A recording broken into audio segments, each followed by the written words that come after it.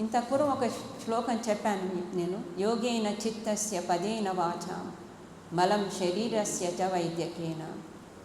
యోగేన చిత్తస్య, మహర్షి పతంజలి యోగం ద్వారా చిత్తం యొక్క మలంలను, యోగేన చిత్తస్య పదేన వాచాం, మహాభాష్యం కూడా మహర్షి పతంజలి రాశారు. కాబట్టి వారి మహాభాష్యంతో వానికి శుద్ధి చేసిండ్రు, వాని యొక్క ప్రతిభను ప్రకటించిండ్రు. మలం శరీరస్య, ఈ శరీరం యొక్క మాలిన్యంను కూడా చరక శాస్త్రం రాసి మనకు రోగరహితమైన జీవితము ఇవ్వడానికి ప్రయత్నం చేశారు. అంటే ఆత్మ కళ్యాణం చేసిండ్రు, వానికి శక్తిని ఇచ్చిండ్రు, శరీరం యొక్క శుద్ధిని కూడా చేయగలిగారు. అంటే వాస్తవంగా మహర్షి పతంజలి ఎంతోమంది ఋషుల మధ్య ఒక ముకుటంలాగా నిలిచిపోతారు. ఎందుకంటే యోగమే లేకుండా ఉంటే ఆత్మ సాక్షాత్కారం అనే దానికి ఒక రూపం ఉండేది కాదు. అన్నింటికన్నా ముఖ్యమైనటువంటిది ఆత్మ సాక్షాత్కారమే.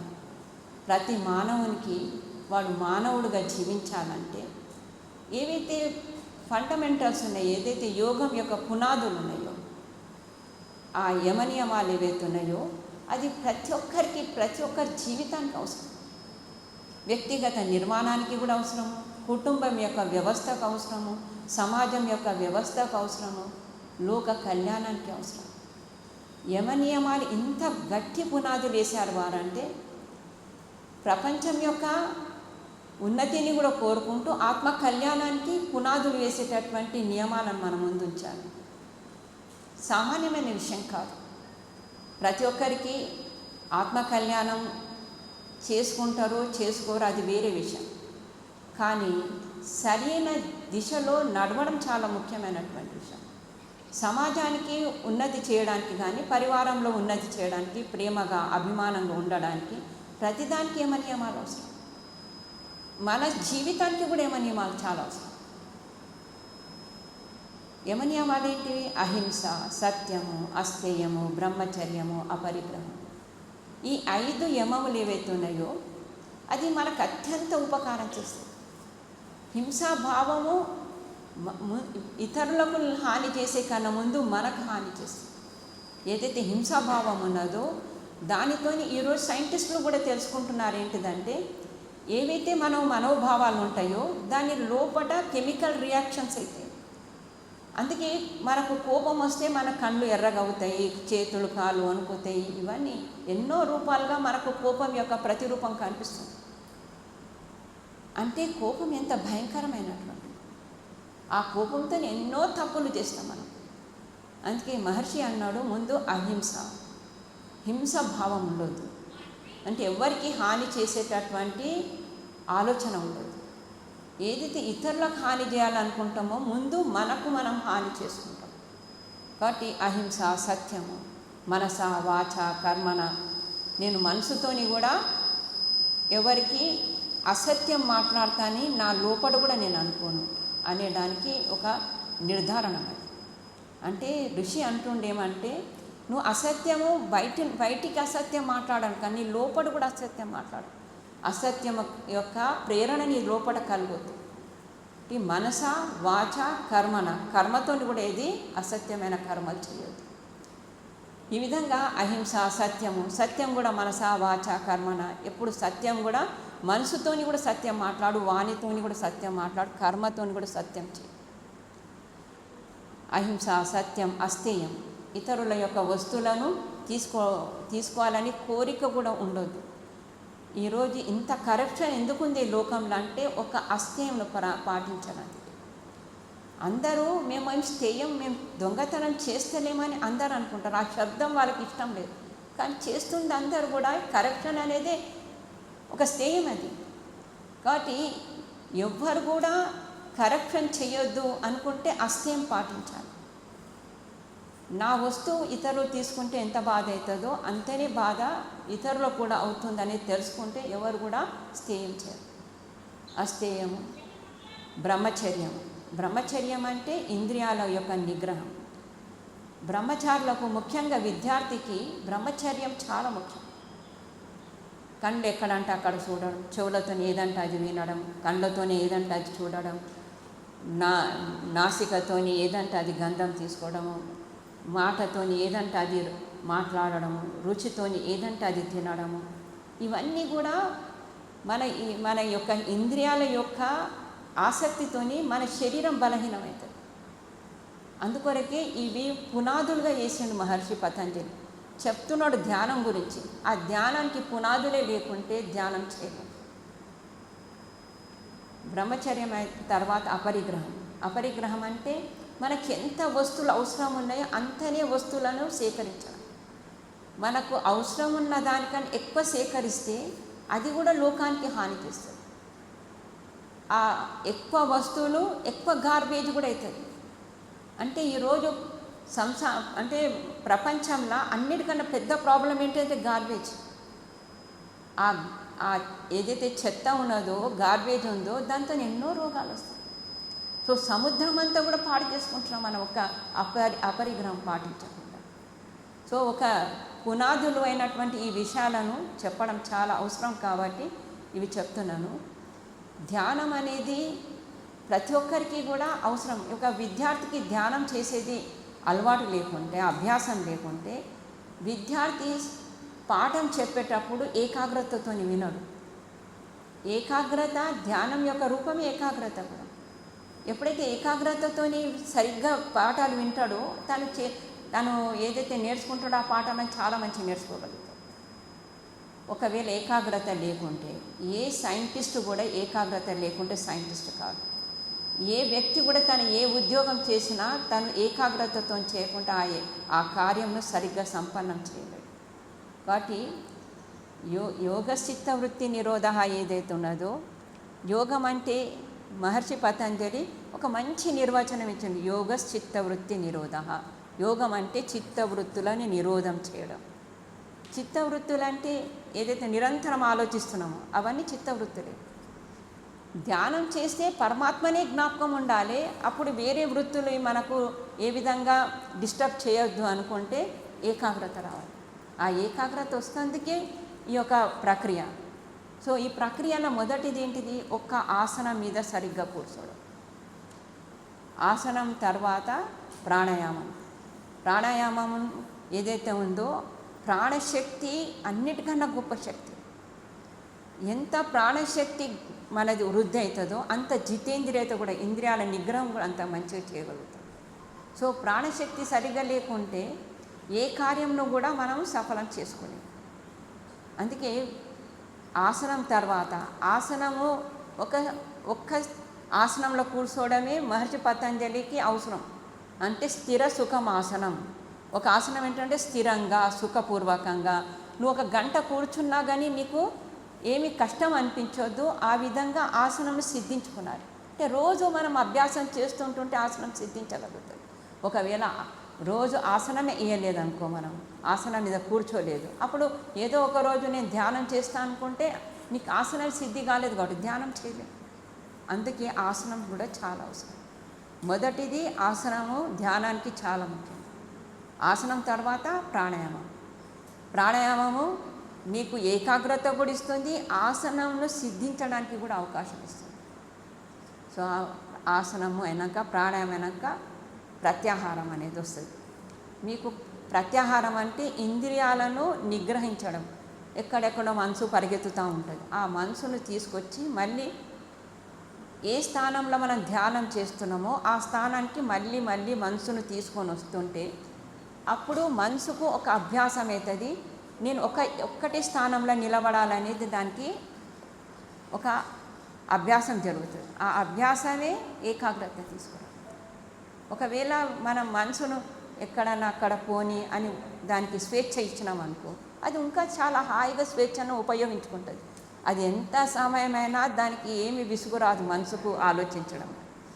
మనమే మన గురించి ఆలోచించుకుంటే 1 సెకండ్ కూడా మనం ఆలోచించకుండా ఉండం. అంటే ప్రతి సెకండ్ ఆలోచిస్తాం. అటువంటిది ప్రతి సెకండ్ ఆలోచించే దానిని నిగ్రహించడం అంటే చాలా గొప్ప విషయం. అందుకే మహర్షి పతంజలి ఏమంటుండో అంటే ఆ నిగ్రహం గురించి ఏం చేయాలంటే ఒక ఆసనము, ప్రాణాయామము, ప్రత్యాహారంలో అన్ని అంటే ఎక్కడ ధ్యానం చేయకుండా శిరో అగ్రభాగంలో ధ్యానం చేయాలి. అక్కడ నుండే అన్ని ఇంద్రియాలకు బలం దొరుకుతుంది.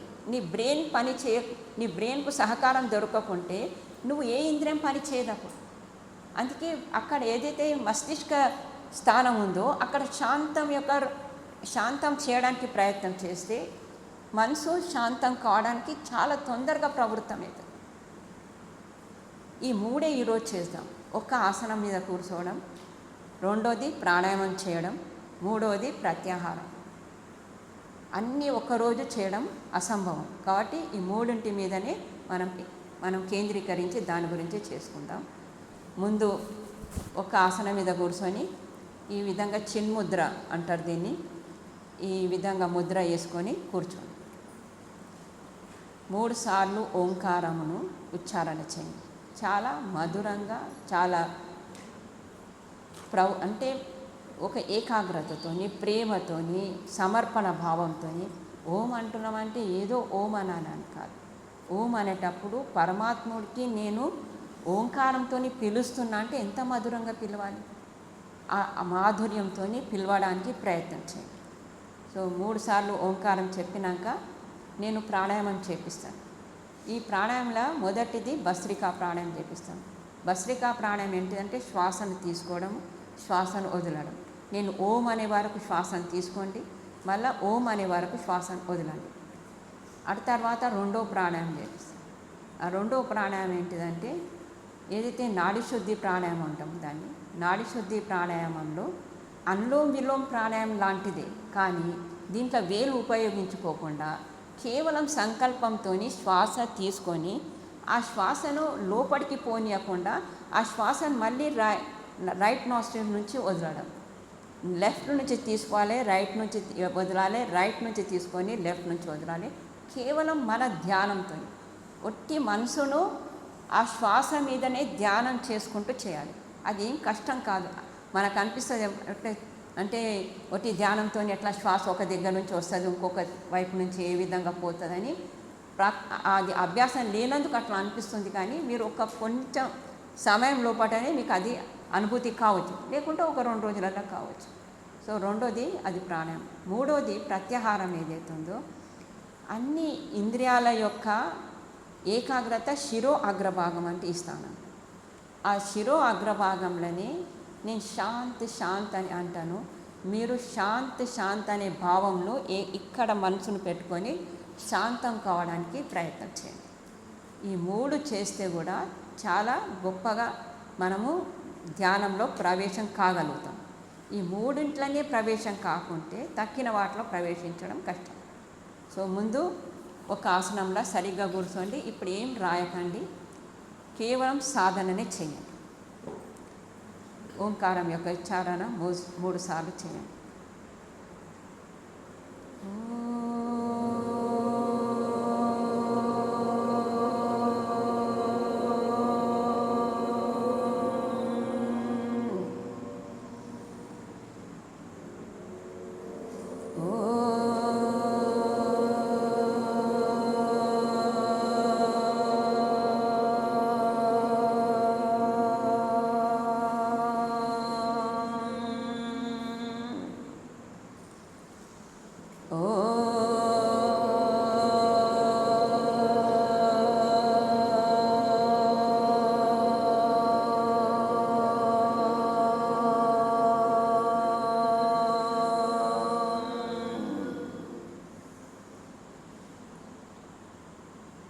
మనసును శాంతం చేసుకోండి.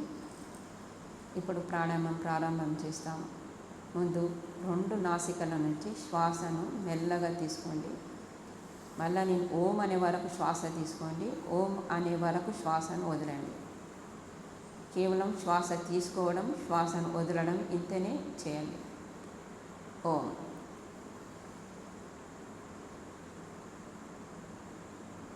ఓం.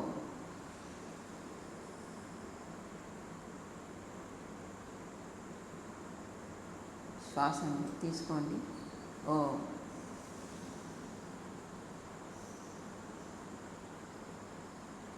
ఓం. శ్వాసను వదలండి. ఓం అనే వరకు శ్వాసను వదలండి.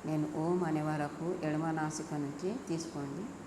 మళ్ళీ ఓం అనే వరకు కుడి నాసిక నుంచి శ్వాస వదలండి.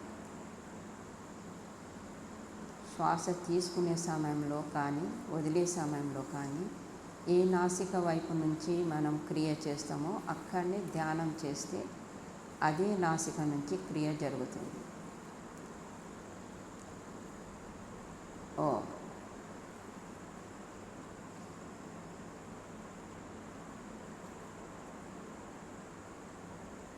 ఓ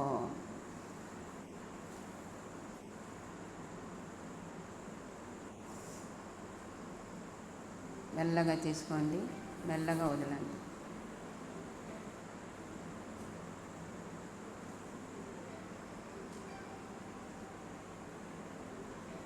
ఓ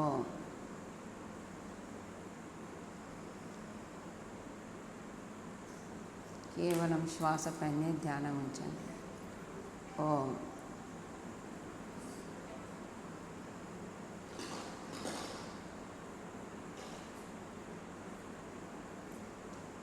ఓ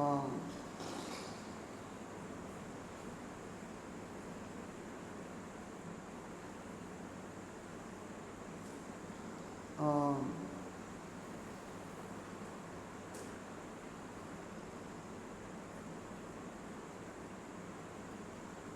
ఓ కేవలం శ్వాసపైనే ధ్యానం ఉంచి క్రియం చేయండి. ఓం అనే వరకు తీసుకోండి, ఓం అనే వరకు వదలండి. ఓ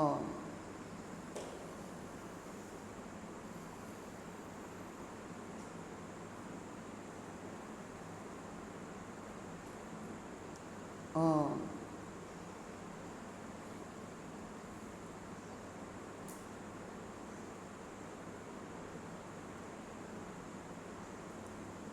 ఓ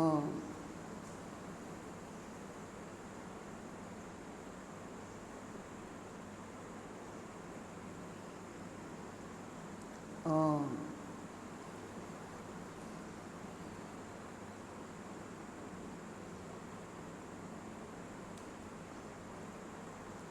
ఓ ఓ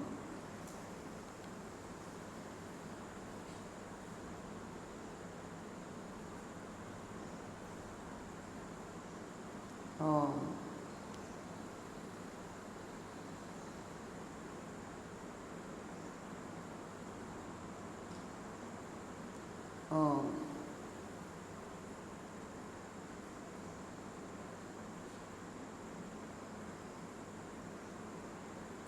ఓ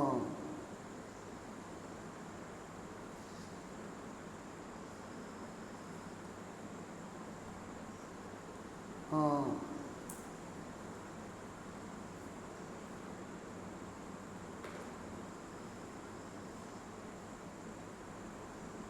ఓ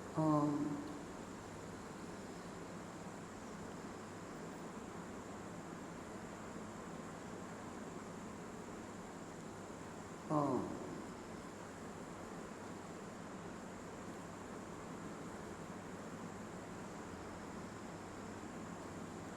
ఓ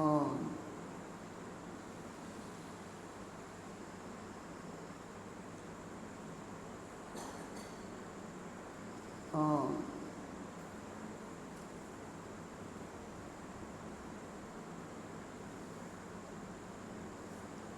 ఓ ప్రాణాయామం నుండి ప్రత్యాహారానికి రండి. శిరో అగ్రభాగంలో శాంత భావనను స్థిరపరచుకోండి. నేను శాంత్ అంటాను, మీరు మనసును శాంతం చేయడానికి ప్రయత్నించండి. మీ మనసులో కూడా శాంతమనే భావమును స్థిరపరచుకోండి. శాంత్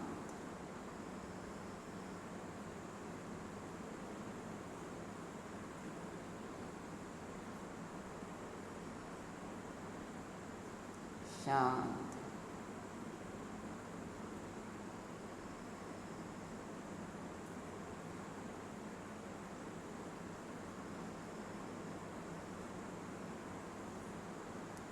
శాంత్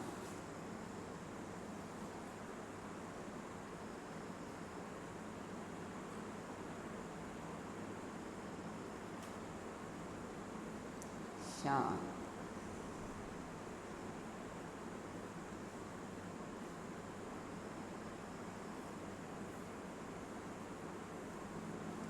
శాంతి.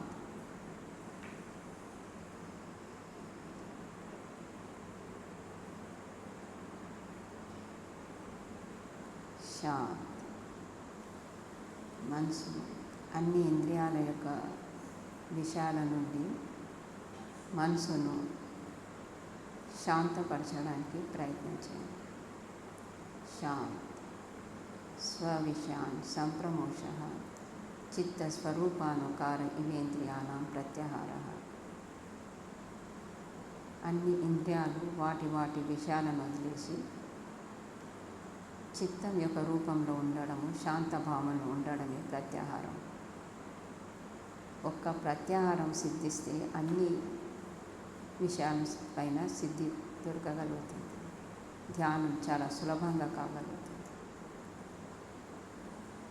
శాంతి.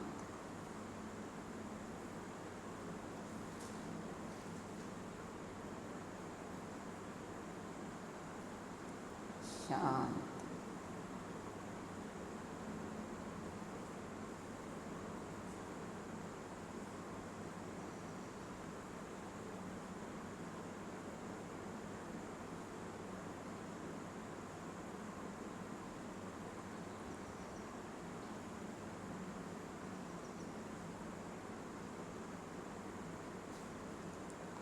శాంతి.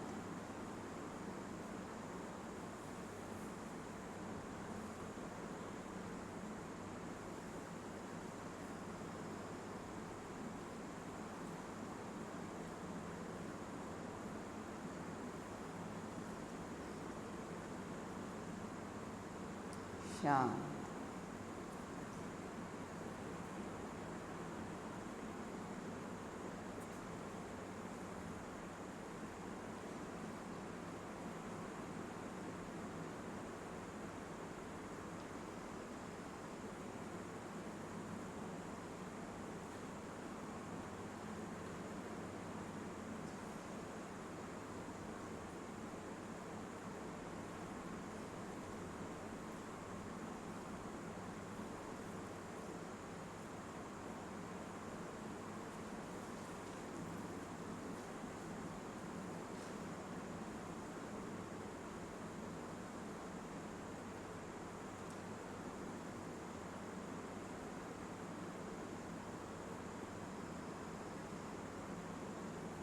శాంతి.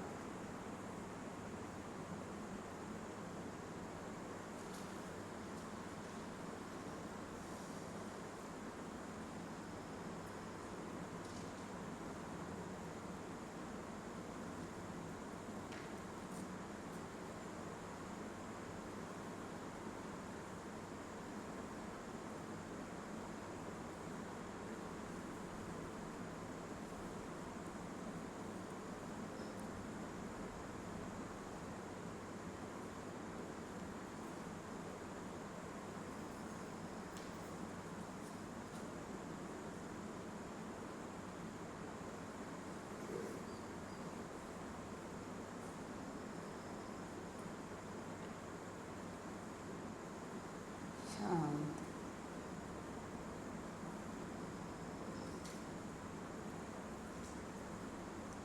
మనసును శాంతం చేసి ఓంకారం యొక్క జపం చేయండి. ఓం అనుకుంటూ ఆనందం యొక్క భావం స్థిరపరచుకోండి. ఓం ఆనందం.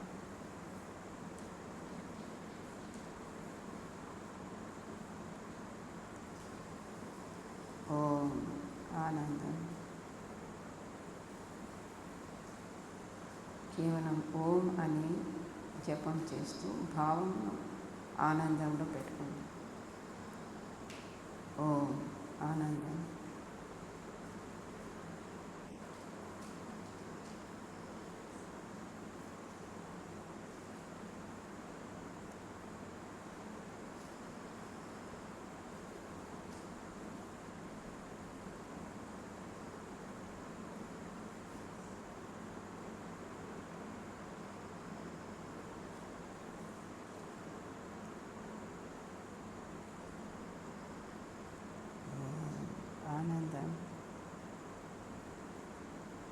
లోపట బయట అంతటా ఈశ్వరుని యొక్క ఆనందం నిండి ఉంది. ఓం ఆనందం.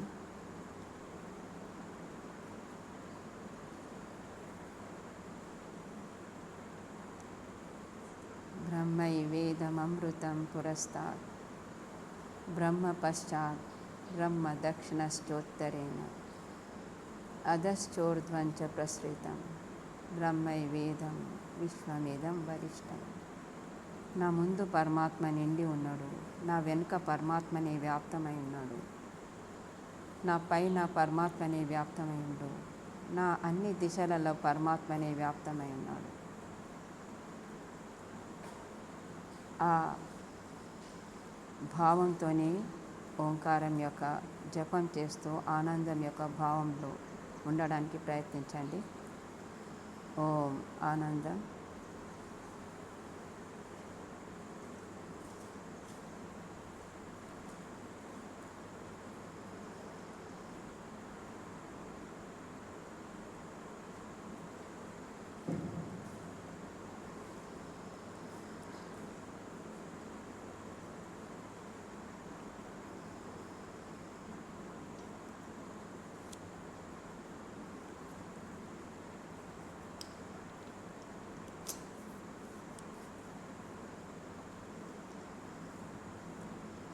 మనసులో ఓంకారం యొక్క జపం చేయండి. ఓంకారం యొక్క జపం చేస్తూ నా అన్ని వైపులా పరమాత్మని నిండి ఉన్నాడనేది స్మృతిలో ఉంచుకొని జపం చేయండి.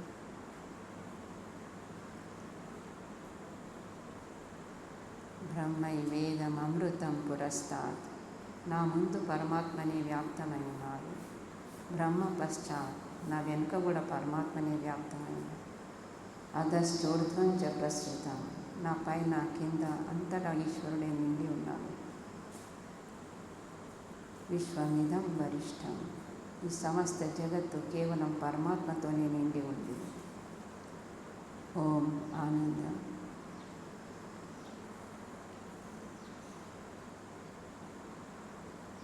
బ్రహ్మై వేదమమృతం పురస్తాత్ బ్రహ్మ పశ్చాత్ బ్రహ్మ దక్షిణశ్చోత్తరేణ అధశ్చోర్ధ్వం చ ప్రసృతం బ్రహ్మై వేదం విశ్వమిదం వరిష్టం. కేవలం పరమాత్మ యొక్క ఉనికి సర్వత్రా ఉపస్థితమై ఉంది. అంతటి ఈశ్వరుని యొక్క ఆనందం నిండి ఉంది. మనము ఆ ఆనందంతో యుక్తమైతే ఆ ఆనందంను అనుభవించగలుగుతాం. ఓం ఆనందం.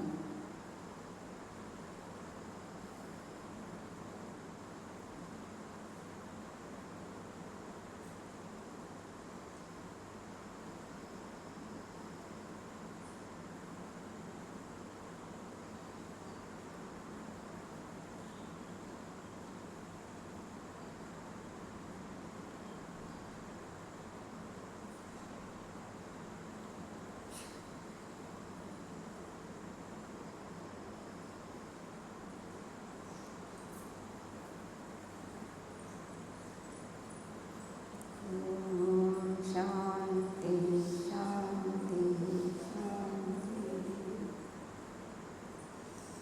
రెండు చేతులు రబ్ చేసుకొని కండ్లను తుడుచుకోండి.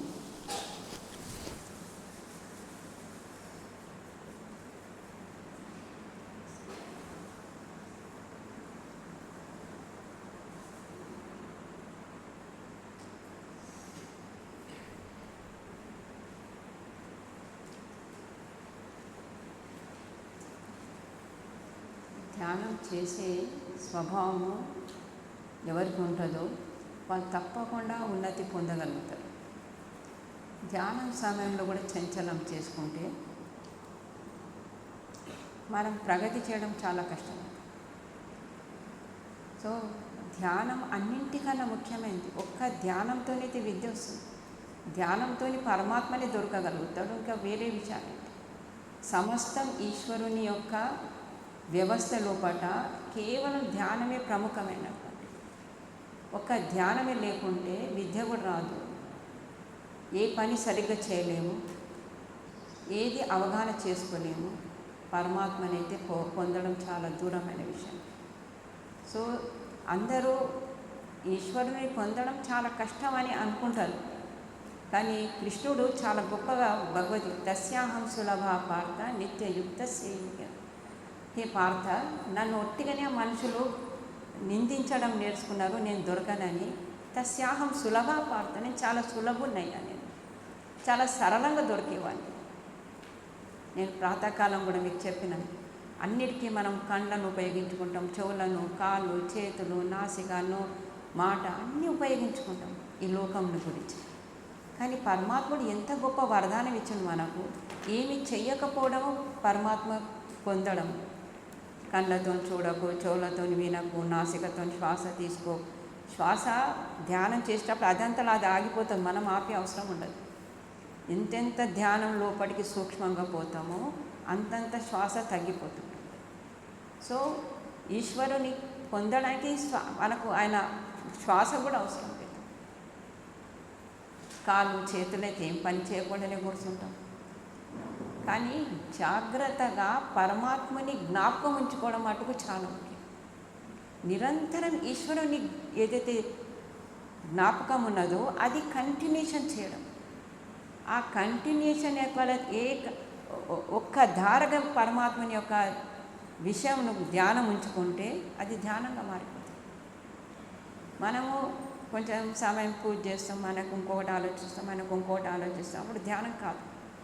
మనసు చేస్తుంది, అదే తప్పు. ఇప్పుడు ఈరోజే మీకు కూర్చుంటే ఈరోజే ధ్యానం అవుతుందని నేను అనుకోను, ఎవరు కూడా అనుకోరు. ఎన్నో జన్మల సంస్కారాలు ఉన్నాయి మన దగ్గర. ఎన్ని ఉన్నాయంటే కోకొల్లలు ఉన్నాయి. అన్ని సంస్కారాల నుండి మనసుని ఏకాగ్రం చేయడము, శాంతం చేయడం అంటే అది చాలా గొప్ప విషయం. కానీ మన లోపల శ్రద్ధ ఉంటే, భక్తి ఉంటే తప్పకుండా చేయగలుగుతాం. ఎక్కడ శ్రద్ధ ఉందో, భక్తి ఉందో, తత్పరత ఉందో అక్కడ మనసు ఏం చేయలేదు, దానికి అంత శక్తి లేదు. ఆత్మ తన స్ఫూర్తిలో ఉంటే, ఆత్మ తన లోపల తను ఉండి శాసనం చేయగలిగితే మనసు ఏం చేయగలుగుతుంది. మనసు ఒక జడం. ఏ విధంగానైతే ఈ మైకు ఇవన్నీ ఉన్నాయో అది కూడా ఒక జడమే మనసు. కానీ అన్నింటికన్నా సూక్ష్మమైన జడం ఉంది అది, అందుకరికి చాలా పవర్ఫుల్ ఉంది. కానీ ఆత్మ అంతకన్నా సూక్ష్మం ఉంది, అంతకన్నా ఎక్కువ శక్తి ఉంది దానికి. కాబట్టి ఆత్మ తన శక్తిని తను అర్థం చేసుకొని తన లోపల తను ఉండగలిగితే ఈ మనసు, బుద్ధి, చిత్తం అన్నీ దానికి ఆధీనం అయిపోతాయి. ఇప్పుడు పాపం ఆత్మ అన్నిటికన్నా శక్తివంతమైంది, ఆత్మతోనే ఇవన్నీ కర్మలు చేస్తున్నా ఆత్మ తన స్థితిలో తను లేకుండా నేను మనసును, నేను బుద్ధిని, నేను చిత్తమును అనుకొని వాటి వెనుక అది దాని యొక్క స్వశక్తిని మర్చిపోతుంది. ఆ తన శక్తిని మర్చిపోవడమే దానికి వచ్చిన హాని కూడా. కాబట్టి ఏకాగ్రం చేస్తూ ఏమి ఎక్కువ ఆలోచించకుండా కేవలం ఓంకారం జపం చేస్తూ ఓంకారం మీదని ధ్యానం చేస్తూ ధ్యానం తప్పకుండా జరుగుతుంది. ఏదైతే ప్రాణాయామం ఉందో ముందు ఆసనం ఒక్క స్థిరంగా ఉండడం, ఆసనం ఇట్లా అనే అవసరం ఉండదు. ఒక్కటే ఆసనం మీద కూర్చోవడానికి ప్రయత్నం చేయాలి. మొదటి రోజు ఎవరు కూర్చోలేరు ఒకటే ఆసనం, కానీ ప్రయత్నం చేస్తూ చేస్తూ తప్పకుండా కూర్చోగలుగుతాం. మేము కూడా ఒకరోజు ప్రారంభం చేసి ఉండవచ్చు, అప్పుడు ఆసనం సరిగ్గా లేకపోవచ్చు, కానీ చేస్తూ చేస్తూ ఆసనం కూడా కుదిరిపోతుంది. అది ఒక్క ఆసనం మీద కూర్చోడానికి దానికి అవకాశం ఉంటుంది, ఆ తత్పరత వచ్చేస్తుంది. రెండోది, ఎప్పుడైతే ప్రాణాయామం చేస్తామో ఆ ప్రాణాయామం ఇంత గొప్ప శక్తి ఉంది దానికంటే, ఆ ప్రాణశక్తితోని అన్నిటినీ కంట్రోల్ చేయగలుగుతుంది, మనసును కూడా నిగ్రహం చేస్తుంది. యథా మనః తథా ప్రాణ, యథా ప్రాణ తథా మనః. నువ్వు చాలా కోపానికి వచ్చినావు అనుకో, కోపం రాగానే నీ శ్వాస ఎక్కువైపోతుంది. గమనించాలి. మనం బాగా పరిగెత్తినాం అనుకో, పరిగెత్తిస్తే శరీరంకి ఏదైతే ఒక చలనం జరిగిందో దాంతో మనసు కూడా చలనం అవుతుంది. అది కూడా చాలా తీవ్రగతికి వస్తుంది. అకౌంట్కి మన దగ్గర ఒక మంచి విషయం ఉంది ఏంటంటే, బయటికి నుంచి రాగానే ఏమి చెప్పొద్దు అంటారు, సంతోషం కానీ దుఃఖమైన వార్త చెప్పొద్దు అంటారు. ఎందుకు చెప్పొద్దంటే ఆ మనసు స్థిరంగా లేదు కాబట్టి. అస్థిరమైన మనసు ఉన్నప్పుడు ఏ విషయం విన్నా అది ఎక్కువ సీరియస్గా తీసుకుంటుంది, అది హాని అవుతుంది దానికి. అందుకే మనసు చాలా మన ఏవ మనుష్యానం కారణం బంధ మోక్షయోగం. మనసే బంధనానికి కూడా కారణము, మోక్షానికి కూడా మనసే కారణం. మన మనసులో ప్రతిజ్ఞ వేసుకున్నాం అనుకో, నేను తప్పకుండా ధ్యానం చేస్తాను, నేను లేవను, నువ్వు ఎంతనైనా మనసు నువ్వు ఏమైనా చెప్పు, నేను లేవను, నేను స్థిరంగా కూర్చుంటాను అని మనము గట్టిగా ఉంటే, అంటే ఆత్మ తన స్వయంగా గట్టిగా ఉంటే మనసు ఏం చేస్తుంది? మనసు ఏం చేయదు. రెండోది ఏదైతే ప్రాణాయామం ఉందో, ప్రాణశక్తి చాలా గొప్ప శక్తి అది. సో ఎవరైతే పెద్ద పెద్ద ఎక్సర్సైజెస్ చేస్తారో, బరువులు లేపుతారో, అది ప్రాణబలంతోనే అయితే లేపుతారు వాళ్ళు. సో ప్రాణశక్తి చాలా దృఢమైన శక్తి, దాని ద్వారా ఎన్నో పనులు చేసుకోవచ్చు. ప్రాణశక్తి సరిగ్గా ఉంటే కళ్ళు మంచిగా ఉంటాయి, ప్రాణశక్తి సరిగ్గా ఉంటే చెవులు మంచిగా ఉంటాయి, ప్రాణశక్తి సరిగ్గా ఉంటే నీ హార్ట్, నీ లంగ్స్, ప్రతి ఒక్కటి ఒక్క ప్రాణశక్తితోని అవి వాటి వ్యవస్థ సరిగ్గా చేస్తుంది. ఎందుకంటే ప్రాణం చాలా గొప్పది. వాడు ప్రాణో ఈశ్వర అన్నది వేదం. అంటే ఈశ్వరుడు అంటే అన్నిటినీ తన స్వామిత్వంలో ఉంచుకుంటుంది ప్రాణం. సో ఆ ప్రాణశక్తి గురించి ప్రాణాయామం చేస్తాం. ఇప్పుడు మొదట రోజు కాబట్టి పెద్ద ప్రాణాయామంలో నేర్పించడం అవసరం ఉండదు. ఆ విధంగా చేస్తే కూడా మీకు అర్థం కాకపోవచ్చు. కానీ ఏవైతే సులభమైనటువంటి ప్రాణాయామం, శ్వాస తీసుకుంటున్నాం, శ్వాసను వదులుతున్నాం, ధ్యానంతో శ్వాస తీసుకుంటున్నాం, ధ్యానంతో శ్వాస వదులుతున్నాం, అప్పుడు ఏమవుతుంది? శ్వాసకు మనసుకు రెండుటికి కనెక్షన్ దొరికిపోతుంది. అంటే శ్వాస ఎంబడే మనసు కూడా తన ప్రవృత్తి చేసుకుంటుంది. ఎప్పుడైతే మనసు ప్రత్యాహారంలో ఆపడానికి ప్రయత్నం చేస్తామో, ప్రాణం ఆటోమేటిక్గా అది కూడా ఆగడం స్టార్ట్ అవుతుంది. ఈరోజు ప్రత్యాహారం తర్వాత కూడా నేను మీకు ధారణ చెప్పి చేయించలేదు, కానీ పరమాత్మ అంతటి ఉన్నాడని ఆ భావం ఉంచుకోండి అని చెప్పిన, అది ధారణ. దేశబంధశ్చిత్తస్య ధారణ. ఏదన్నా ఒక్క స్థానం లోపట మనసును నిలబెట్టడము ధారణ. అయితే ఏ స్థానంలో నిలబెట్టవచ్చు అంటే హృదయ స్థానం, కంఠకూపం, భ్రుకుటి, శిరో అగ్రభాగం, వెన్నపూస లోపట మధ్య భాగం, ఈ స్థానాలలో ఎక్కడైనా ఆపవచ్చు. కానీ ఎక్కడ ఆపితే పరమాత్మ యొక్క శక్తి మనకు ఎక్కువ ప్రాప్తిస్తుంది అంటే హృదయ స్థానం. ఎందుకంటే హృదయంలోనే పరమాత్మ ఇంకా ఆత్మ యొక్క కలయిక ఉన్నది. పరమాత్మ అంతటున్నా ఆత్మ మటుకు హృదయ స్థానంలో ఉంది. వాటి రెండుటి యొక్క సంబంధం హృదయ స్థానం. ఎవరైతే హృదయ స్థానంలో ధ్యానం చేస్తారో వాళ్ళకి పరమాత్మ సాక్షాత్కారం తొందరగా అవుతుంది, ఆత్మ యొక్క అనుభూతి కూడా తొందరగా కాగలుగుతుంది. కాబట్టి ఈ రెండు హృదయ స్థానంలో నిలబెట్టి, ఎప్పుడైతే అది మనసు అక్కడిక్కడ తిరగడం దానికి అలవాటు కాబట్టి వేదం కూడా దానికి అనుసారంగానే మంత్రాలు చెప్పింది.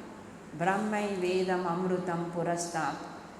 ఓ మనసు తెలుసుకో, బ్రహ్మ ఏవ ఇదం, ఈ పరమాత్మ ఏదైతే ఉన్నాడో నా ముందే ఉన్నాడు, బ్రహ్మ పశ్చాత్ నా వెనక ఉన్నాడు, బ్రహ్మ దక్షిణశ్చ ఉత్తరేణ, ఇక్కడ దక్షిణంలో కూడా ఉన్నాడు, ఉత్తరంలో కూడా, అధశ్చోర్ధ్వంచ ప్రసృతం, కింద కూడా ఆయననే వ్యాప్తమైండు, మీద కూడా ఆయననే వ్యాప్తం, అంతటి నిండి ఉన్నాడు. ఓ మనస, నువ్వు ఎందుకు ఇంకా అక్కడక్కడ తిరుగుతావు? నువ్వు అంతటి నిండి ఉన్నటువంటి ఆ పరమాత్మను పట్టుకుంటే, పరమాత్మలో నీ మనసును యుక్తం చేసుకుంటే నువ్వు ఎన్నో విషయాలను సాధించుకోగలుగుతావు. నీకు ఈశ్వరుడు దొరకాలని లేకుంటే, ఇప్పుడు నాకైతే ఈశ్వరుడు దొరకాలని ఉండొచ్చు, మీకు ఇవ్వకు విద్యనే నేర్చుకోవాలని ఉంది. ఆ విద్య నేర్చుకోవడానికి కూడా నువ్వు ఈశ్వరునితో కనెక్ట్ అయితే నువ్వు విద్యను చాలా తొందరగా నేర్చుకోగలుగుతావు. మీకు ఇంత పూర్వం కూడా చెప్పి ఉండవచ్చు, మహర్షి దయానందుడు ఒక వ్యక్తితోని, ఆయన ఏదైతే ఆయుర్వేద చరక శాస్త్రం ఉందో అది స్వామీజీకి తన దగ్గర లేకుంటే ఒక అతన్ని అడిగితే నా దగ్గర ఉందని ఇస్తాడు. 3 రోజులల్లా చరక శాస్త్రం ఇచ్చేసేది. ఆయన ఏమంటాడంటే, నేను ఇంత తొందరగా ఏం అవసరం లేదు స్వామీజీ, మీరు పూర్తిగా చదివేయండి అని. స్వామీజీ ఏమంటాడు, నేను పూర్తిగా చదివి ఇస్తున్నా నీకు అంటే. 3 రోజులల్లా ఏ చరక శాస్త్రం చదవడానికి 5 సంవత్సరాలు తీసుకుంటారు మెడికల్ సైన్స్ చదివేవాళ్ళు, ఆయుర్వేదం చదివేవాళ్ళు. దాన్ని 3 రోజులు చదవడం అంటే స్వామీజీ చాలా మంచిగా దానికి జవాబు చెప్తాడు. ఏమంటే యోగము ప్రాణాయామం యొక్క శక్తితోని ఏదైనా సాధించవచ్చు. అంటే ఇంత మెమరీ పవర్ డెవలప్మెంట్ కాదు. ఇంత పెద్ద గ్రంథము 3 రోజుల చదివి అతన్ని అడుగుతాడు, నువ్వు ఏ పుష్టం అంటే ఏ పుటం మీద ఏ సంఖ్య మీద ఏ లైన్ అడిగితే నేను చెప్తాను. ఏం ప్రతిభ! ఒక పుస్తకంలో 100 పేజీ మీద 5వ ఏదైతే లైన్ ఉందో అది చెప్పమను, ఆ లైన్ చెప్పేసేస్తాడు. అంటే ఆశ్చర్యం అనిపిస్తుంది, ఇంత శక్తి ఎట్లా రాగలుగుతుంది ఒక మనిషి? దానికి కారణం ఒట్టి యోగము, ప్రాణాయామము, యోగము. ఇంత శక్తిని ఉన్నతి చేస్తుంటే పిల్లలు అనవసరంగా ఒక విషయంను పట్టుకోవడానికి, ఏకాగ్రంగా వినడానికి ఎందుకు ఇబ్బంది పడుతున్నామంటే ఏకాగ్రత లేనది, ధ్యానం యొక్క అలవాటు లేనది. మన దేశం యొక్క గొప్పతనం, మన సంస్కృతి యొక్క గొప్పతనం ఏంటంటే 5 సంవత్సరాల నుంచి 11 సంవత్సరాల లోపుగా యజ్ఞోపవీతం ఇస్తాం. ఆ యజ్ఞోపవీతం ఇచ్చిన రోజే ప్రాణాయామం నేర్పిస్తాం. ఆ యజ్ఞోపవీతం ఇచ్చిన రోజే గాయత్రి మంత్రం ఇస్తాం. ఆ యజ్ఞోపవీతం ఇచ్చిన రోజే అతనికి సంధ్య నేర్పిస్తాం. అంటే సంధ్య, గాయత్రి, ప్రాణాయామం ఈ 3 ఇట్లాంటి ఫౌండేషన్స్ అంటే వాడు విద్యార్థి కాలంలో చాలా హాయిగా విద్యను ఆర్జించడానికి ఏమి కష్టం లేకుండా ఆర్జించగలరు. ఈరోజు పిల్లలకు నా గాయత్రి జపం లేదు, నా ప్రాణాయామం లేదు, నా సంధ్య లేదు, స్వాధ్యాయం లేదు, ఏ ఆసనాలు లేవు, ఏ విధంగా పిల్లలను ఒట్టి లోడ్ చేస్తున్నాం మనం. ఇది ఇన్ని సబ్జెక్ట్స్ ఉన్నాయి, ఇది చదువుకో, అది చదువుకో అని. అది చదవడానికి దానికి ఆధారం ఎంత అవసరం? తినడానికి చాలా చాలా వస్తువులు ఉన్నాయి. ఆ తినడానికి ఆ వస్తువులని ఉన్నంత మాత్రాన మనం తినగలుగుతామా? ఒక ప్లేట్ ఉంటే తినగలుగుతామా? సో ప్లేట్ ఉంటేనే అన్నిటిని పెట్టుకోగలుగుతాం, తినగలుగుతాం. అన్నీ అక్కడ అమర్చి ఉన్నాయి, కానీ నా దగ్గర ప్లేట్ లేదు, నేనేం చేయగలుగుతాను? సో అన్ని పాత్రలను చేయబెట్టయితే తినలేము మనం. సో ఏదైతే ప్లేట్ ఉన్నదో అది నీ మనసు ఉన్నది. అది సమగ్రంగా సమృద్ధి పొంది ఉంటే దాని మీద ఎన్నైనా నువ్వు లోడ్ చేయి, అది చాలా సులభంగా తీసుకోగలుగుతావు. ఒకవేళ అదే లేకుంటే, ఆ ఆధారమే లేకుంటే ఏ విద్య కూడా ఆర్జించదు. అదేవిధంగా ఇప్పుడు గృహస్థాశ్రమంలో వాళ్ళు విద్యార్జన చేసేస్తారు. ఎన్నో సమస్యలు ఉంటాయి, ఎన్నో మంచి విషయాలు ఉంటాయి, ఎన్నో కష్టమైన విషయాలు ఉంటాయి, ఎన్నో దుఃఖమైన విషయాలు ఉంటాయి. అన్ని విషయాలను సహించే శక్తి ఎప్పుడు వస్తుందంటే వాడు సాధన చేస్తాడు. గృహస్థాశ్రమంలో చాలా సమస్యలు ఉంటాయి. ఆ సమస్యలను ఎదుర్కోవడానికి అతడు అంత సమర్థుడై ఉండాలి. మహర్షి దయానందుడు కావచ్చు, శాస్త్రాలు ఏమంటాయంటే అందరు వివాహం చేసుకోద్దంటారు.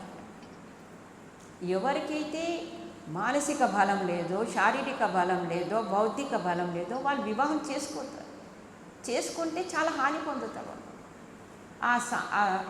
ఆ సంసారం సరిగా నిలబడతాడు. అందుకే అన్ని విధాలుగా అన్ని కాలంలో కూడా అన్ని క్షేత్రాలలో కూడా ధ్యానం అవసరం, ప్రాణాయామం అవసరం, ప్రత్యాహారం అవసరం, ధారణ అవసరం, ధ్యానం, సమాధి అవసరం. సో ఇవన్నీ అష్టాంగాలలో మొదటిది ఏంటిదంటే యమనియమాలు, అయినాక ఆసనం, అయినాక ప్రాణాయామం, ప్రత్యాహారం, ధారణ, ధ్యానం, సమాధి. ఇవి 8 అంగాలు. చెప్పండి మీరు. మొదటిది యమనియమాలు, రెండోది ఆసనం, మూడోది ప్రాణాయామం, అయినాక ప్రత్యాహారం, ధారణ, ధ్యానం, సమాధి. ఈ 8 అంగాలు పూర్తయితాయి. సో ఆసనం మొదటిది యమనియమాలు. యమనియమాలు ఎంత గట్టి ఫౌండేషన్స్ ఉంటే అంత మంచిగా సాధన చేయగలుగుతావు. నువ్వు అసత్యం మాట్లాడవు, ధ్యానంలో కూర్చున్నావు, నీ అసత్యమే నేను డిస్టర్బ్ చేసేస్తావు. నువ్వు ఎవరో పుస్తకం తీసుకున్నావు, ఎవరిదో వస్తువు తీసుకున్నావు, నువ్వు కండ్లు మూసుకొని ధ్యానం చేస్తే ఎప్పుడు చేయలేవు. ఎందుకంటే ఏదైతే మనము స్థేయం ఉందో, ఒక దొంగతనం అనేది చేసినామో అది నిన్ను ఎప్పుడు ధ్యానం చేయలేదు. మహర్షి పతంజలి జ్ఞానం లేనివాడు కాదు. ఎందుకు యమనియమాలు? ఈరోజు చాలామంది ధ్యానం చేపించేవాళ్ళు యమనియమాలు అవన్నీ ఏమీ అవసరం లేదండి. భోజనంది కూడా ఏం నియమం అవసరం లేదు. కళ్ళు మూసుకొని ఒట్టి ధ్యానం చేయండి. ఎవరిని ఛాలెంజ్ చేస్తున్నాము? వేదంలో ఉన్న ఋషులను, మహర్షి పతంజలిని, వేద వ్యాసుని, ఇటువంటి వాళ్ళని మనం ఛాలెంజ్ చేసేది. వాళ్ళకు ఈ జగత్ యొక్క ఆమూలం జ్ఞానం ఉన్నటువంటి వాళ్ళు, అంటే జగత్ యొక్క ప్రతి ఒక్క విషయం యొక్క జ్ఞానము సాక్షాత్కారం చేస్తారు. వాళ్ళు ఇచ్చిండ్రు ఇటువంటి గ్రంథాలను. సో మహర్షి పతంజలి యోగ దర్శనం ఇచ్చాడు. ఆ యోగ దర్శనంలోని ఇవన్నీ ధ్యానం చేయడానికి ఏమేమి అవసరమో అవన్నీ రాసింది. తక్కిన శాస్త్రాలన్నీ థియరీ ఉంటే కేవలం మహర్షి పతంజలి ప్రాక్టికల్ రాసింది. సో ప్రాక్టికల్గా ఏ విధంగా ఆత్మ సాక్షాత్కారం ఏ విధంగా చేసుకోగలుగుతామో, మన మనసు యొక్క బలం ఎట్లా వృద్ధి చేసుకోగలుగుతాం, శరీరం యొక్క బలంను, బుద్ధి యొక్క బలంను, వీటన్నిటిని ఎట్లా ఉన్నతి చేసుకోగలుగుతాం ఆయననే రాశారు. ఆత్మ సాక్షాత్కారం చాలా మటుకు అందరూ ఏమంటారంటే ఆత్మ సాక్షాత్కారం మాకేం అవసరం, అవసరం లేకుంటే వదిలేసి, కానీ నీకు ఏకాగ్రతతోనైతే పని చేయాల్సిన అవసరం ఉంటుంది కదా. ప్రతి దగ్గర నువ్వు శాంతంగా పని చేసేది అవసరం ఉంటుంది కదా. లేకుంటే నువ్వు ఈ దేనికన్నా ప్రభావితమైతే హార్ట్ అటాక్ వస్తుంది, నువ్వు దేనికన్నా ప్రభావితమైతే బీపీ ఎక్కువైపోతుంది. ఈరోజు ఎందుకు అందరికీ బీపీలు ఉన్నాయి, ఎందుకు షుగర్లు ఉన్నాయి, ఎందుకున్నాయంటే మెడిటేషన్ చేస్తలేరు కాబట్టి. ధ్యానమే చేసేవానికి ఎప్పుడు కూడా వానికి షుగర్ రావడం కానీ బీపీ రావడం కానీ అవకాశం ఉంది. ఎందుకుంటుందంటే వాడు నిగ్రహిస్తాడు కాబట్టి, శరీరంలో ఒక సమస్థితిలో ఉంచుతాడు కాబట్టి వాటికి రావడానికి అవకాశం ఉంది. ఒక డాక్టర్ నన్ను చెకప్ చేసేందుకు అన్ని బీపీ అవన్నీ చెకప్ చేస్తే బీపీ లేదు, షుగర్ టెస్ట్ చేసాడు, షుగర్ లేదు. వాళ్ళ ఎవరైతే అసిస్టెంట్లు ఉంటారో అందరినీ పిలిచి, నేను అనుకోను ఎందుకు పిలుస్తున్నాడు, నన్ను కూర్చోబెట్టి వాళ్ళని చూడండి, ఈ మాతాజీకి ఇంత ఈ వయసు ఉన్నా కానీ ఇంతవరకు బీపీ లేదు, ఇంతవరకు షుగర్ లేదు అంటే దేని ప్రభావంతో? ఒట్టి ధ్యానం యొక్క ప్రభావం. ఒట్టి జీవితంలో యోగం చేయకుంటే, అసలు భోజనం చేయకుంటే మనం ఏమనుకుంటాం, బలహీనమవుతామని. భోజనం చేయకుంటే ఏదైతే శరీరంకు బలహీనమవుతుంది అనుకుంటున్నామో, యోగము చేయకుంటే నీ శరీరము, మనసు, బుద్ధి, చిత్తం, ఆత్మ అన్నీ బలహీనమైపోతాయి. నీ ప్రాణశక్తి కూడా బలహీనమైపోతుంది. కేవలం ఒక అన్నం తినకుంటే ఆకలి అయ్యి మనకు బలహీనం అనిపిస్తాం అంతే. కానీ ధ్యానము బ్రహ్మబోధనం అని పేరు తెచ్చుకుంది. ఏదైతే శరీరంకు ఆకలి అయితే అన్నం పెడతామో, మళ్ళీ ఆత్మ ఎప్పటి నుంచో దానికి సరైన ఆహారం దొరుకుతలేదు, జ్ఞానం యొక్క ఆహారం దొరుకుతలేదు, పరమాత్మ యొక్క కనెక్షన్ ఆహారం దొరుకుతలేదు. ప్రాచీన కాలంలో ప్రతి ఒక్కరు కూడా ప్రాతకాల సంధ్య కానీ సాయంత్రం సంధ్య కానీ ఆ సంధ్య సమయంలో సూదిల దారం కూడా పెట్టొద్దని పెద్దవాళ్ళు చెప్పారు. అంటే అంత చిన్న పని కూడా చేయకుండా ధ్యానమే చేయండి. ఈశ్వరునితోని కనెక్ట్ కావడానికి ఈ రెండు చాలా మంచి కాలం. ఎందుకు మంచి సమయం అంటే, మీరు చూడండి, ఈ సమయంలో శ్వాసలు రెండు నడుస్తుంటాయి, సమస్థితిలో ఉంటుంది శ్వాస. అదే మధ్యాహ్నం చూడండి, ఒక నాడి మంచి నడుస్తుంది, ఇంకో నాడి బంద్ అయిపోతుంది, అంటే అసమాన స్థితిలో ఉంటుంది. కానీ ఈ సమయంలో సంధ్య సమయంలో రెండు సమస్థితిలో ఉంటాయి. ఆ సమస్థితిలో ఉన్నప్పుడు ధ్యానం రావడానికి చాలా అవకాశం ఉంటుంది. అందుకే ప్రతి ఒక్కరికి కూడా 5 సంవత్సరాల పిల్లలకే యోగం యొక్క దీక్ష ఇవ్వడం మన సంస్కృతి యొక్క ముఖ్య భాగం. అది ఆ రోజు ప్రాణాయామం నేర్చుకోవడం ముఖ్య భాగం. అది అంత చిన్న వాళ్ళకే ఒక బీజం వేసినటువంటి జాతి ఈరోజు ఎవరు కూడా సాధన చేయడం, అసలు ఈ సాధన అనే దానికి సంబంధం లేకుండా అయిపోయింది. ఒక్క విషయం ఏంటిదంటే, అదే ముస్లిమ్స్ 5 సార్లు నమాజులు చేస్తారు, తప్పకుండా చేస్తారు. ఆ ట్రైన్ కానీ ఏరోప్లేన్ కానీ ఎక్కడైనా చేస్తారు, అది దేని గురించి చేసినా చేస్తారు. మనము ఇంత గొప్ప సంస్కృతిలో ఉండి కూడా, ఇంత గొప్ప పరంపరలో ఉండి కూడా సమయం మీద సంధ్య చేయండి చెప్పాలి. ఎవరైనా సంధ్య చేయండి. ఇంట్లోనైతే ఎవ్వరు సంధ్య చేయరు. సంధ్యకు మాకు ఏమి సంబంధం లేదన్నట్టు ఉన్నాం.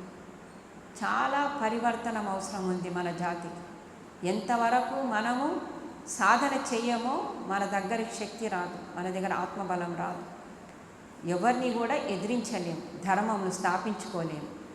కాబట్టి మనకు శారీరక బలం కావాలన్నా, మానసిక బలం కావాలన్నా, బౌద్ధిక బలం కావాలన్నా, ఆత్మిక బలం కావాలన్నా, సామాజిక బలం కావాలన్నా యోగం అవసరం. ఎంత విచిత్రం ఉంది ఈ యోగం యొక్క స్థితి అంటే, మనకు ఏవైతే యమనియమాలని అహింస, సత్యం, అస్తేయం, బ్రహ్మచర్యం, ఇవి ఒకవేళ అహింస, సత్యం, ఇవే పాటిస్తే లోకంలో ఎక్కడైనా కోర్ట్స్ ఉండడానికి అవసరం ఉందా? వాడు సత్యమే మాట్లాడితే ఎవరికి హాని చేయకుంటే ఎందుకు కోర్టులో అవసరం? వాడు సత్యమే మాట్లాడితే ఎవరికి హాని చేయకుంటే, ఇంకొకరికి దొంగతనం చేయకుంటే ఎందుకు పోలీస్ స్టేషన్లో అవసరం? ఎందుకు జైల్స్ అవసరం? ఎందుకు ఇంత పెద్ద వ్యవస్థ చేయాలి? ఇవన్నిటి గురించి ఒక్క యమనియమాలు పాటించనందుకు ఇంత పెద్ద వ్యవస్థ చేసుకోవాల్సి వస్తుంది. కాబట్టి ప్రతి మనిషి తనకు తానే నియంత్రణ చేసుకునేవాడైతే మనకు బయట నుంచి నియంత్రణ ఎవరు చేసే అవసరం లేదు. ప్రతి ఒక్కరూ ఉన్నతి పొందగలుగుతారు, ప్రతి దేశం ఉన్నతి పొందగలుగుతుంది. లోకంలో అహింస స్థాపించబడితే శాంతి స్థాపించబడుతుంది. ఒట్టి మనమే అహింస పాటించి వేరే వాళ్ళు హింస చేస్తుంటుంటే అప్పుడు అహింస సిద్ధించదు. కాబట్టి అహింస కావాలనుకుంటే ప్రపంచంలో అందరూ అహింస పాటించాలి. అప్పుడు అందరు పాటిస్తే లోకంలో స్వర్గం కాగలుగుతుంది. అందుకే మనుస్మృతిలో మొదట ధర్మైనేవ ప్రజా సర్వ, నా రాజ్యాసి నా రాజ్యం నా రాజాసి నా దండో నా చ దాండిక. ఎంత గొప్ప మాట! నా రాజ్యం నా రాజాసి, నా రాజ్యం లేకుండా నా రాజులు లేకుండా, నా దండో నా చ దాండిక, ఏది పనిష్మెంట్ లేదు, పనిష్మెంట్ ఇచ్చేవాళ్ళు. ధర్మేనేవ ప్రజా సర్వ పరస్పరం అభివృద్ధి. ధర్మంతోనే ప్రజలందరూ ఒకరినొకరు అభివృద్ధి చేసుకుంటారు, ఒకరినొకరు రక్షించుకుంటారు. అంటే ధర్మము ఎంత పెద్ద పని చేయగలుగుతుంది. సో అన్నిటికన్నా ముఖ్యంగా ధర్మం యొక్క ఆధారం ఏంటిదంటే యోగం. యోగం చేయకుంటే ఎవ్వరు కూడా ధర్మంను పాటించలేరు, సుఖంగా ఉండలేము. మన బుద్ధికి సరైన వికాసం రాదు, సరైన జ్ఞానం రాదు, సరైన మార్గంలో పోము. ఈరోజు ఎన్ని సబ్జెక్ట్స్ ఉన్నాయో ఆ సబ్జెక్ట్స్ ఏ సబ్జెక్టు కూడా ఇంతవరకు హింసను సమాప్తం చేయలేదు, ఏ సబ్జెక్టు కరప్షన్ను సమాప్తం చేయలేదు, ఏ సబ్జెక్టు మనకు అనారోగ్యం నుంచి రక్షించలేదు, ఏ సబ్జెక్టు లోకంలో ఒకరినొకరి నుంచి ద్వేషించడం ఆపలేదు. ఏం చేసింది మరి? ఇంత పొల్యూషన్ అయిపోయింది ప్రపంచం అంతా. నీళ్ళను కాపాడలేదు, భూమిని కాపాడలేదు, ఆకాశం యొక్క సౌండ్ సిస్టమ్ను కాపాడలేదు, జలంను కాపాడలేదు, ఏది కాపాడలేదు. అయినా మనం దాన్ని ఆశ్రయిస్తాం. ఏం చేసినట్టు ఈ విద్య? ఏమి సాధిస్తున్నాం ఈ విద్యతోని? సో సరైన విద్య ఏదైతే ఉందో అది యోగం ద్వారా సంపన్నం కాగలదు. అందరు యోగం ధ్యానం అంటే ఏమనుకుంటారంటే ఏదో వృద్ధులైనాక అప్పుడు యోగం చేయాలి, ధ్యానం చేయాలి. అప్పుడేం చేస్తుంది? కాలు కూర్చొనియవు, నడుము వంగిపోతుంటుంది. అప్పుడేం సాధన చేస్తారు? ఎవరైనా చేసేది ఈ సమయాన్ని, ఈ చిన్న వయసులోనే సాధన. ఇప్పుడు మీరు ఎంత ఫౌండేషన్ గట్టిగా వేస్తారో, ఎంత పునాదులు గట్టిగా వేసుకుంటారో మీరంతా ఉన్నతి పొందగలుగుతారు. సో ఈ విధంగా మనం ఈరోజు ఈ యోగా సాధన యొక్క విషయాన్ని చెప్పుకున్నాము. ఇది నవమి వరకు ఈ కార్యక్రమం నిరంతరం జరుగుతుంది. యోగము గురించి వేదంలో ఏం చెప్పిండ్రు, వేద మంత్రాలు ఏ విధంగా యోగం గురించి చెప్పినాయో అవి మనం తర్వాత రోజులలో కూడా చెప్పుకుందాం. ఎప్పుడైతే చెప్తుంటానో అప్పుడు మీరు రాసుకోవచ్చు. సాధన చేసే సమయంలో మటుకు కేవలం సాధననే చేయండి. ఇప్పుడు శాంతి పాఠ చదువుదాం. శాంతిరంతరిక్షం శాంతి పృథివీ శాంతిరాపః శాంతిరోషధయః శాంతి వనస్పతయః శాంతిర్విశ్వే దేవా శాంతి బ్రహ్మ శాంతి సర్వం శాంతి శాంతిరేవ శాంతి సా మా